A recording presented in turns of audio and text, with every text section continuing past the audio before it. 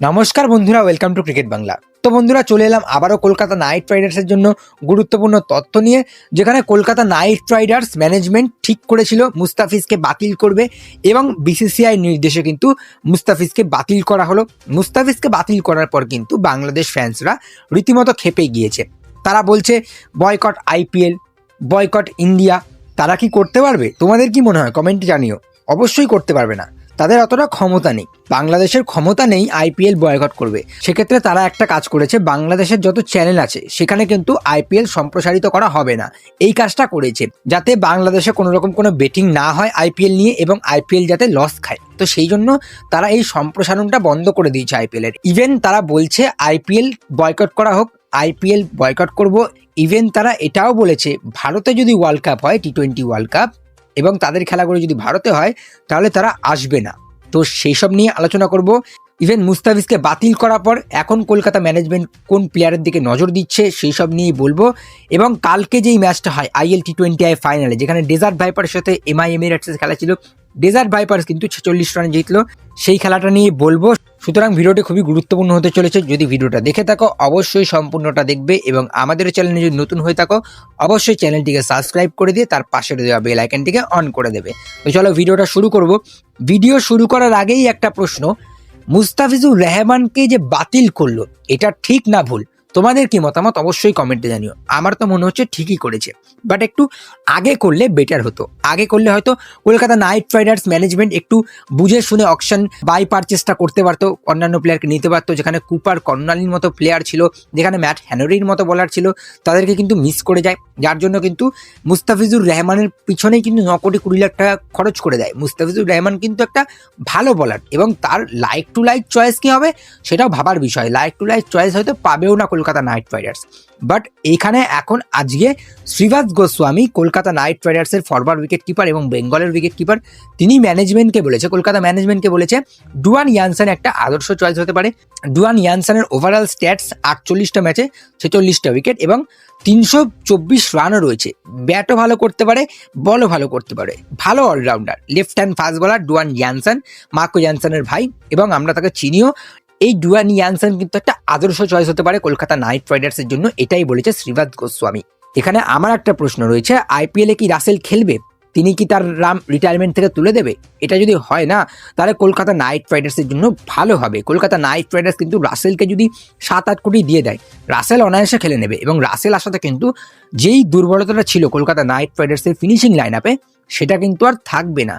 আমি চাইবো কলকাতা ম্যানেজমেন্ট রাসেলের উপর একটু জোর দিক। ইভেন বিসিসিআইকে যখন বলেছে, বিসিসিআইকে যখন চিঠির মাধ্যমে তারা পেশ করেছে যে আমরা মুস্তাফিজুর রহমানকে ছাড়লাম, বিসিসিআই সেক্রেটারি বলেছে এখন যেহেতু তোমরা মুস্তাফিজুর রহমানকে ছেড়ে দিয়েছো, তোমরা যে কোনো প্লেয়ারকে নিয়ে আসতে পারো। দেখো, আমি তো জানি যে অকশনে যেই সব প্লেয়ার আনসোল যায় সেখান থেকে কিন্তু প্লেয়ারদেরকে তুলে নিতে হয়, কিন্তু এখন বিসিসিআই কিন্তু সেটা বলেনি, অকশনের কথা কিন্তু বলেনি। আর এটা তখনই সম্ভব হয় যখন কোনো প্লেয়ারের চোট লাগে। এখানে কিন্তু চোট লাগেনি, এটা কিন্তু বিসিসিআই শেষমেশ ব্যান করে দিয়েছে। তো সেক্ষেত্রে এখন হঠাৎ করে ব্যান করছো, এখন আমাদের একটা ভালো প্লেয়ার লাগবে, আমরা অকশনে কাউকে কিনতে পারিনি, এরকম কিছু বলে যদি রাসেলকে নিয়ে আসতে পারে তাহলে খুবই ভালো হবে। ইভেন রাসেল যদি চলে আসে তাহলে তো ভাই আমাদের সেই পুরনো প্লেয়ার দলে আসবে, ইভেন দলটাও শক্তিশালী লাগছে। বাট যেটা বললো শ্রীবাস গোস্বামী, ডুয়ান ইয়ানসন কিন্তু একটা ভালো চয়েস। ইভেন আমারও যতটুকু মনে হচ্ছে সে ভালো করতে পারে। ইভেন মাইকেল ব্রেসওয়েলও কিন্তু একটা ভালো চয়েস হতে পারে। মাইকেল ব্রেসওয়েলে যদি ওভারঅল স্ট্যাটসটা বলি, যেহেতু তিনি আইপিএল অকশনে আনসোল গেছেন তাই তার স্ট্যাটসটা নিয়ে আলোচনা করবো। টি-20 ইন্টারন্যাশনালে 31টা ইনিংসে 434 রান রয়েছে, 61 তার high score, 19.73 average, strike rate 133, ভালো।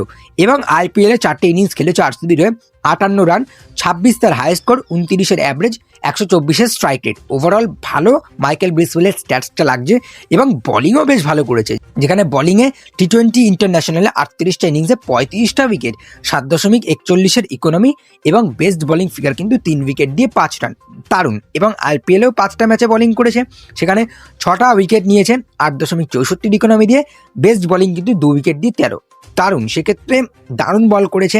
ইভেন মাইকেল ব্রেসওয়েলও কিন্তু একটা ভালো এবং আদর্শ চয়েস হতে পারে কলকাতা নাইট রাইডার্সের জন্য। আরও দুটো ব্যাটসম্যানকে আমি রেখেছি, যেখানে জনি ব্যাস্টো এবং জেক ফ্রেজার ম্যাকগ্রাকের নামও রয়েছে আনসোল্ড লিস্ট থেকে।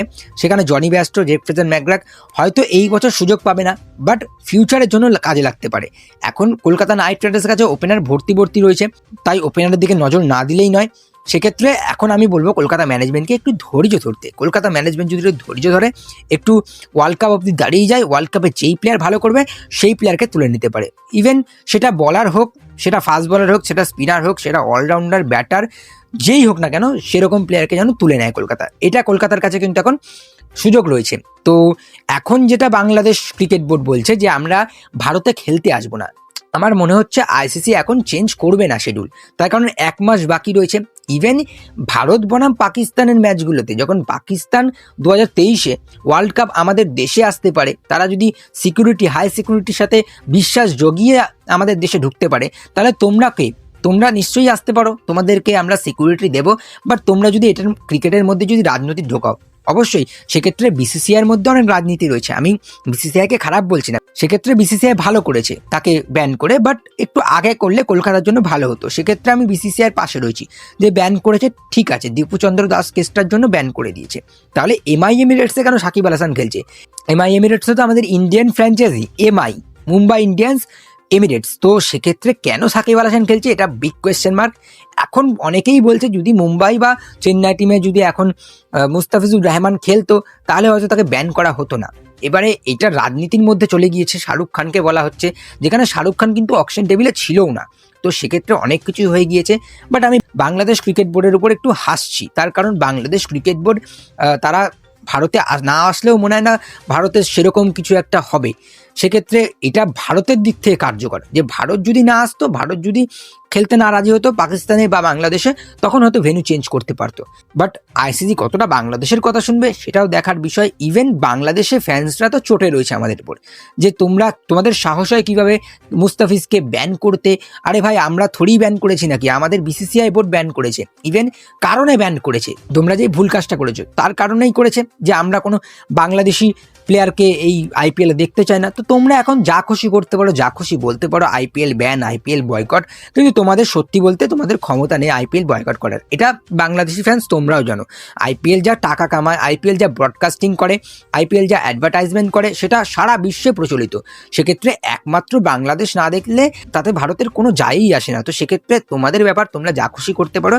তো এবারে একটু বাংলাদেশ ইন্ডিয়ার এই রাজনৈতিক দ্বন্দ্ব থেকে আমি একটু বেরিয়ে এসে ক্রিকেটের কথাটা বলি, যেখানে ডেজার্ট ভাইপার্সের সাথে কালকে এমআই এমিরেটসের ম্যাচ ছিল। ডেজার্ট ভাইপার্স কিন্তু জিতলো এবং ডেজার্ট ভাইপার প্রথম ব্যাটিং করে 182 রান করে 4 উইকেট হারিয়ে। ডেজার্ট ভাইপার্সের হয়ে ক্যাপ্টেন স্যাম কারান দারুণ ইনিংস খেলেছে, 74 রান করলো 51 বলে, দারুণ ইনিংস। এবং এমআই এমিরেটসের হয়ে কিন্তু ফাজাল ফারুকি, এটাও একটা ভালো আদর্শ চয়েস হতে পারে কলকাতা নাইট রাইডার্সের জন্য। ইভেন ফাজাল ফারুকি ছাড়াও অনেক ফাস্ট বলার রয়েছে কলকাতা নাইট রাইডার্স টার্গেট করতে পারে। ইভেন আমি বলবো একটু ধৈর্য ধরো, 1 মাস পরেই ওয়ার্ল্ড কাপ রয়েছে। ওয়ার্ল্ড কাপে যেই বলার, যেই ব্যাটসম্যান, যেই কেউ ভালো করুক তাকে নিয়ে এসো রিসেন্ট ফর্ম হিসেবে। আমি আপাতত বলবো ফাজাল ফারুকি ভালো করছে, একটা আদর্শ choice. Even Dwayne Bravo off cutter, leg cutter বলারদের একটু বেশি পছন্দ করে, যার জন্য তিনি মুস্তাফিজুর রহমানকে নিয়েছিলেন। তাই জন্যই কিন্তু আমার মনে হচ্ছে এবারে ফাজাল ফারুকির খুব সম্ভাবনা রয়েছে। আরও একটা অপশন রয়েছে আশোক শর্মার। ভাই, আশোক শর্মাও কিন্তু এই মুহূর্তে বিজয় হাজারে ট্রফিতে রিসেন্ট ম্যাচটায় কিন্তু 5 উইকেট নিল। ইভেন আমি অকশনের আগে অনেকবারই বলেছিলাম যে অশোক শর্মাকে কিন্তু টার্গেট করতে পারতো, বাট করিনি অশোক শর্মা টার্গেট। সেক্ষেত্রে ফাজাল ফারুকি কিন্তু একটা ভালো চয়েস হতে পারে কলকাতা নাইট রাইডার্সের জন্য। এমআই এমিরেটস যখন চেস করতে নামে, সাকিব আল হাসান 36 রান করে। এখানেই আমার প্রশ্ন, এমআই এমিরেটসে সাকিব আল হাসান কীভাবে খেলছে? সাকিব আল হাসানও তো বাংলাদেশের প্লেয়ার, হ্যাঁ এখন বাংলাদেশ থেকে তিনি সরে গিয়েছে, বাট এমআই এমিরেটস তো আমাদের ইন্ডিয়ান ব্র্যান্ড, মুম্বাই ইন্ডিয়ান্সের ব্র্যান্ড। তো সেক্ষেত্রে সেখানে সাকিব আল হাসান খেলছে কেন? এবারে তোমরা হয়তো বলবে এটা আইএল টি20 বলে, আইপিএল তো ইন্ডিয়ান প্রিমিয়ার লিগ, এটা ইন্ডিয়ার হয়তো হবে বলে তাই জন্য এটাও হতে পারে। তো এমআই এমিরেটস চেষ্টা যখন করতে নামে, কায়রেন পোলার্ড কিন্তু দাঁড়িয়ে থেকে ম্যাচটা হারিয়ে দেয়। 28 বলে 28 করলো কায়রেন পোলার্ড। ইভেন যখন রান রেট 14-15 কাছাকাছি চলে যায়, তখনও আমরা দেখছিলাম কায়রেন পোলার্ড ডট খাচ্ছিলেন, সিঙ্গেল নিচ্ছিলেন, কোনো একটা বড় শট মারতে পারেনি। সেক্ষেত্রে ডেজার্ট ভাইপার্সের হয়ে কিন্তু নাসিম শাহ, পাকিস্তানের নাসিম শাহ 4 ওভারে 18 রান দিয়ে 3টে উইকেট তুলে নেয়। একটু গরমাগরমি হয়েছিল পোলার্ডের সাথে, বাট সব কিছু ঠিকঠাক রয়েছে ক্রিকেটের মধ্যে। উসমান তারিক তিনিও তিনিও 4 ওভারে 20 রান দিয়ে 2টো উইকেট তুলে নেয়। তো ওভারঅল এমআই এমিরেটস 136 রানে অল আউট হয়ে গেল এবং ডিজার্ট ভাইপার্স কিন্তু আইএল টি20 চ্যাম্পিয়ন হলো 46 রানে, যেখানে ডিজার্ট ভাইপার্সের হয়ে ম্যান অফ দ্য ম্যাচ কিন্তু স্যাম কারান পেল এবং প্লেয়ার অফ দ্য টুর্নামেন্টও স্যাম কারান পেল। এবং সিএসকে কেন স্যাম কারানকে ছাড়লো এখন তারা পস্তাচ্ছে যে স্যাম কারান এত সুন্দর ফর্মে রয়েছে যে মোস্ট রানসের দিক থেকে কিন্তু 1 নম্বরে স্যাম কারানই রয়েছে। 12টা ইনিংসে 397 রান, 49.62 অ্যাভারেজ, যেখানে স্যাম কারান কিন্তু একটা বোলিং অলরাউন্ডার, সেক্ষেত্রে তিনি মোস্ট রানসের দিক থেকে 1 নম্বরে রয়েছে। আবার আমাদেরই কলকাতা নাইট রাইডার্সের ফিনিশার রোবম্যান পাওয়েল, তিনি 7 নম্বরে রয়েছে মোস্ট রানসে, 11টা ইনিংসে 269 রান, 38.43 অ্যাভারেজ, স্ট্রাইক রেট দারুণ 153। সেক্ষেত্রে মোস্ট রানসের দিক থেকে আমাদের কলকাতা নাইট রাইডার্সের রোবম্যান পাওয়েল রয়েছে 7 নম্বরে এবং চেন্নাই সুপার কিংয়ের যে প্লেয়ারটা ছিল স্যাম কারান, যাকে এবারে রিলিজ করে দিল চেন্নাই সুপার কিং, রাজস্থানের এখন বর্তমান প্লেয়ার, সে কিন্তু 1 নম্বরে রয়েছে। এবং আমি যদি মোস্ট উইকেটের দিকে যাই, সেখানেও কিন্তু ওয়াকার সেলিম খালি 11টা ম্যাচে 18টা উইকেট নিয়েছে। মুস্তাফিজুর রহমানও রয়েছে সেখানে, কলকাতা নাইট রাইডার্স সেই বাতিল করা প্লেয়ার, 7 নম্বরে রয়েছে মুস্তাফিজুর রহমান, 8টা ম্যাচে 15টা উইকেট, সেক্ষেত্রে দারুণ ফর্মে রয়েছে মুস্তাফিজ এবং বিপিএলেও ভালো বল করছে, 4টে ম্যাচে 7টা উইকেট। সেক্ষেত্রে বিপিএলে ভালো স্পেল করার পর মুস্তাফিজ কিন্তু টুইটও করেছে যে কলকাতা নাইট রাইডার্স ছাড়াতে সে অনেক কষ্ট পেয়েছে, বাট দেখো মুস্তাফিজ অনায়াসে ভালো বলার, ভালো প্লেয়ার, বাট এখানে একটু রাজনীতি ঢুকে গেছে, ক্রিকেটের মধ্যে একটু রাজনীতি ঢুকে গেছে এবং যেই দীপুচন্দ্র দাস কেসটা হলো তার জন্য কিন্তু বিসিসিআই ব্যান করতে বাধ্য হলো। ইভেন বিসিসিআই কিন্তু প্রথমের দিকে ব্যান করেনি, ভারতীয় ফ্যান্সরা কিন্তু খেপে গিয়েছিল যে এরকম একটা বাংলাদেশি প্লেয়ারকে এত দাম দিয়ে, ভারতীয় টাকা দিয়ে কলকাতা নাইট রাইডার্সে খেলাবে, এটা আমরা দেখতে পারবো না, যার জন্য শাহরুখ খানের উপর আঙুল ওঠে এবং সরাসরি বিসিসিআই কিন্তু মুস্তাফিজকে ব্যান করে দিল। তো আপাতত এতটুকুই ছিল ভিডিওটা। যদি ভালো লাগে অবশ্যই লাইক করে দিও, বেশি বেশি করে শেয়ার করে দিও, আমাদের চ্যানেলে নতুন হয়ে থাকো অবশ্যই চ্যানেলটিকে সাবস্ক্রাইব করে দিয়ে পাশের দেওয়া বেল আইকনটিকে অন করে দিও। তো চলো আজকে আর বেশি কিছু বলবো না, টাটা।